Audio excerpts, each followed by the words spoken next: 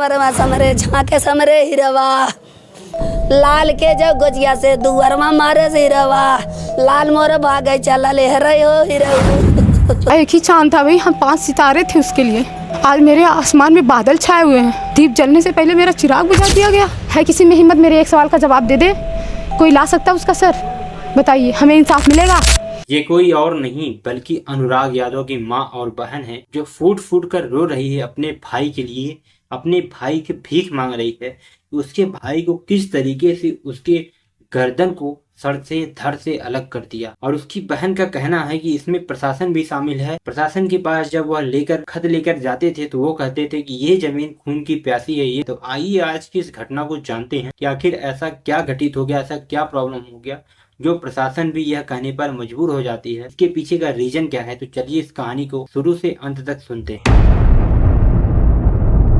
आज की यह घटना उत्तर प्रदेश का ही एक जिला है जौनपुर। जौनपुर के शहर में मात्र 10 किलोमीटर दूर गोरा बादशाहपुर थाना का ही एक गांव लगाता है। 30 अक्टूबर 2024 सुबह के लगभग 7:30 बजे के आसपास रामजी यादव का बेटा अनुराग यादव, जिसकी उम्र 16 साल के आसपास होगी, वह अपने घर से बाहर जाकर टहल रहा था सुबह के 7:30 बजे के आसपास। और अनुराग यादव 5 बहनों में अकेला होता है। और हर कोई जैसे अपने घर से बाहर टहलता है वैसे ही अनुराग यादव भी अपने घर से बाहर टहल रहा था। तभी उसकी बहन पीछे से आवाज भी लगाती कि आओ खाना खा लो, लेकिन वो उस बात को नहीं सुन पाता है। तभी कुछ लोग, 5-6 लोग, उनके हाथ में तलवार, चाकू, खुरपी, हर एक चीज, धारदार चीजें होती हैं, जिससे अनुराग यादव देख करके अपनी माँ को आवाज लगाता है। 2-3 आवाज लगाता है, माँ माँ माँ करके। जब माँ बाहर निकलती है, जैसे ही माँ बाहर निकलती है तो माँ के आंचल में आकर के उसी बेटे का यानी अनुराग यादव का सर कटा हुआ उसके आंचल में गिर जाता है। और उसके बाद माँ बहुत ही जोर से चीखना चिल्लाना शुरू कर देती है और कहती है मेरे बेटे को मार दिया गया है। और वो जो भी कह सकती थी उस बीच वो कह रही थी और उसकी माँ समझ नहीं पा रही थी। आखिरकार 3-4 लोग थे और उन्हीं 3-4 में से गाँव का ही एक व्यक्ति होता है जिसका नाम लालता यादव होता है, और उसका बेटा रमेश यादव, और साथ में एक लड़का और होता है जिसका नाम सूरज यादव होता है। और उन लोगों के साथ करीब 5 से 7 लोग थे जो बहुत ही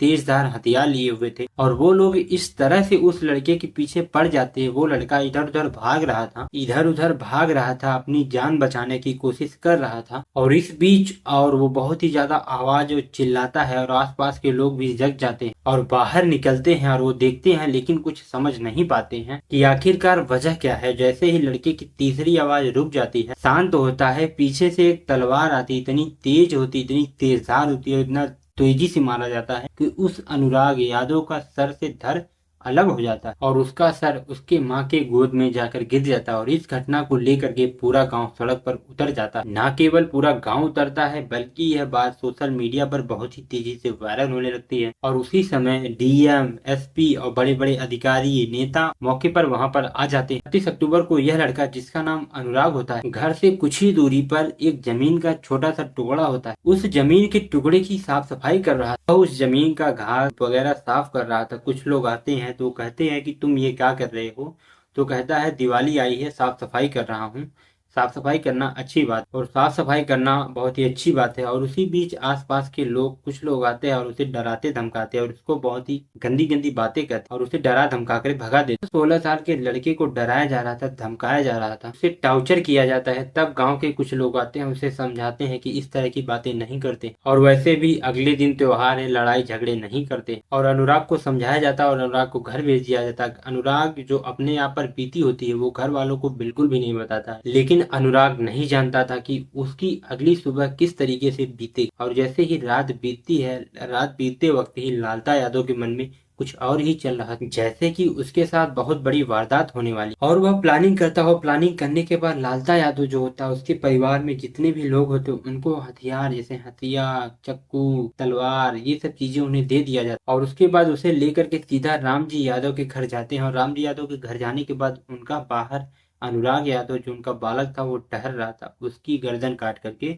वो लोग हत्या कर देते हैं। और जब वो लोग इसकी हत्या करते हैं, हत्या करने के बाद इस मामले की बात सोशल मीडिया पे बहुत ही ज्यादा वायरल हो जाती है। हर कोई इस घटना के बारे में जानना चाहता है कि आखिरकार यह घटना शुरुआत क्यों हुई और कहां से। दरअसल ये कहानी शुरू होती है 1995 से 96 के बीच की यह कहानी है। रामजी यादव के घर के ठीक सामने एक ठेकेदार होता है लालता यादव, और जो लालता यादव होता वो दबंग प्रकृति का आदमी था, और जो राम जी यादव होते हैं उनके 5 बेटी और एक बेटा होता है। 1995 में भूमि विवाद को लेकर के इन दोनों पट्टेदारों में अक्सर विवाद होता रहता है। वो भी विवाद इस तरीके का था, 1 से 1.5 हिस्से की जमीन होती है, वो भी 1 से 1.5 हिस्से, मतलब आप समझ लीजिए कि आज के टाइम गाँव में हर कोई 1-2 हिस्से ऐसे ही छोड़ देता है। और उसके बाद ग्राम पंचायत सदस्यों की कुछ बैठक होती है, और वो सदस्य बैठने के बाद कुछ तय कर लेते हैं, और वो लोग कहते हैं कि आप लोग के हिस्से में इतनी जमीन आ रही है, आप लोग जमीन को 2 भाग में करके दीवार खिंचा लीजिए, आपका झगड़ा हमेशा के लिए शांत हो जाएगा। लेकिन गांव के लोग इस झगड़े को समाप्त करने के लिए तमाम कोशिश करते हैं। इसके बाद भी दबंग प्रकृति का आदमी लालता यादव अपनी हरकतों से बाज नहीं आ रहा, और उसने हद तो तब कर दी जब उसने कहा कि जबरन मैं इस जमीन पर मैं अपना घर बनाऊंगा, भले ही कुछ भी हो जाए। और हद तो तब हो जाती है, राम जी यादव के परिवार को 16 से 17 मुकदमे बिना किसी वजह के दर्ज करा दिए जाते, और इस घटना को होने से पहले 18 मुकदमे और लिखा दिए जाते हैं। इसका मतलब जब कोर्ट में विचाराधीन चल रहा था, उसी वक्त जो लालता यादव होते हैं वो राजवीर यादव को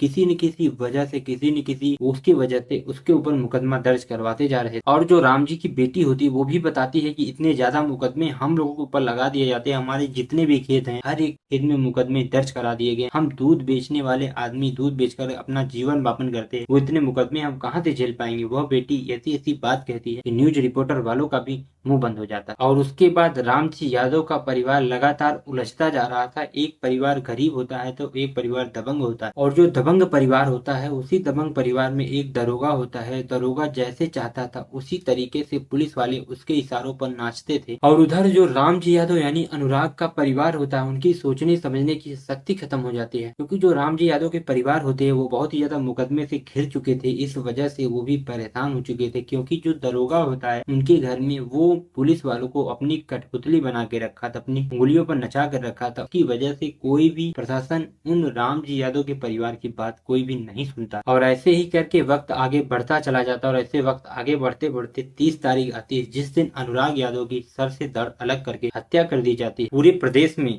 इस बात को लेकर के बवाल मच जाता है, और उसके बाद इस पर मुकदमे भी दर्ज कर लिए जाते हैं। और उसके बाद पुलिस भी आती है और उन जो दरिंदे होते हैं और जो आरोपी होते हैं उन्हें गिरफ्तार करने के लिए दबिश दे रही। और इधर जो पूर्व मुख्यमंत्री जी होते हैं वो कहते हैं एक तरफ जंगल राज और दूसरी तरफ सरकार पर भी उंगली उठाना शुरू कर देते हैं कि हम अपना काम कर रहे हैं, जितनी जल्दी हो सके आरोपी को गिरफ्तार करके उन्हें जेल भेजा जाए। दरअसल अनुराग यादव की एक बहन होती है जो सोशल मीडिया पर अपना इंटरव्यू देती है, जिसकी वजह से वो न्यूज बहुत ही ज्यादा तेजी से वायरल होने लगती है, क्योंकि एक बहन के अंदर भाई को खोने का दर्द उस वीडियो में नजर आ रहा था, जिससे पब्लिक और हम सब जैसे लोग बहुत ही ज्यादा भावुक होकर के उस वीडियो को बहुत ही सही लोगों तक पहुंचाया जाता है। और मैं आपके सामने उस बहन का वायरल वीडियो प्रस्तुत करता हूं, दिखाता हूं कि आप लोग देख लीजिए। हाँ ये साला उसी के दम पे तो कूदते थे, ये उसी के दम पे कूदते थे। मुझे उसकी नौकरी चाहिए और दोनों बाप बेटों का सर कटा हुआ चाहिए और कुछ नहीं चाहिए। जब तक उसका खून मेरे हाथ में नहीं आ जाता ना, मुझे शांति नहीं। जैसे मैंने अपने भाई का सर ऐसे कटा हुआ सर मैं सीने से लगा के तड़पती रही ना 6 घंटे, कोई नहीं सुना। पता है प्रशासन आई थी भाई, आज प्रशासन मेरे सामने क्यों नहीं पूछ रही, तुम ऐसा क्यों कह रही हो? पूछना चाहिए ना, अगर आप सही होते तो मैं आपको गलत कहती तो आपको शर्म आती और आप हमसे 100 क्वेश्चन करते कि मैंने तो साथ दिया, तुम ऐसा क्यों कर? यशो साहब को शर्म आनी चाहिए। बोल दिए जब तक खून नहीं पिएगी तब तक शांति नहीं मिली। अरे भाई आप वर्दी में न्याय दिलाने वाले हो कि खून पिलाने वाले हो भाई? ऐसे बोल रहा था सर। हाँ आप बुला दीजिए विनय मिश्रा को, बुलाइए। क्या कह रहे थे वो? वही बोले थे हमने 2 साल में 200 एप्लीकेशन दिए भाई। मजाल है किसी ने हमारे एप्लीकेशन को एक्सेप्ट किया हो या किसी ने हमारे सवालों का जवाब दिया। अरे अभी जून में मई में 16 मई को मेरे भाई को मेरे पापा को दौड़ाया था रिवॉल्वर लेके। हमने वीडियो पूरा दिखा, प्रशासन कुछ नहीं बोली भाई। उसी टाइम उसको पकड़ लेना चाहिए था, उसी टाइम उसको पकड़ लेना चाहिए था, लेकिन किसी ने कुछ नहीं किया, किसी ने कुछ नहीं किया। जिसको हंसना जिसको मुस्कुराना सब हंस ले मुस्कुरा ले, हमारे दर्द को कोई फील नहीं कर सकता, हमारे दर्द को कोई फील। और आप लोग वीडियो में उस बहन का दर्द तो पूरा देख ही लिए होंगे, किस तरीके से अपने भाई के लिए तड़प रही थी वो, क्योंकि एक भाई का दर्द एक बहन ही समझ सकती है किस प्रकार से उसके ऊपर बीती है। अब इस वीडियो में मैं ज्यादा बयान नहीं कर सकता, क्योंकि इस वीडियो को मैं बोलते बोलते मैं खुद भावुक हो चुका हूँ। इस वजह से इस वीडियो को यहीं पर समाप्त करता हूँ, और जैसे जैसे इस घटना की मामले की जाँच होगी मैं आप सभी के सामने इस वीडियो के माध्यम से सारी चीजें आपको बताऊंगा। फिलहाल के लिए घटना यह यहीं पर समाप्त होती है। चलते हैं, जय हिंद, वंदे मातरम। और जैसे यह घटना आती रहेगी मैं आप सभी को सचेत करता हूँ।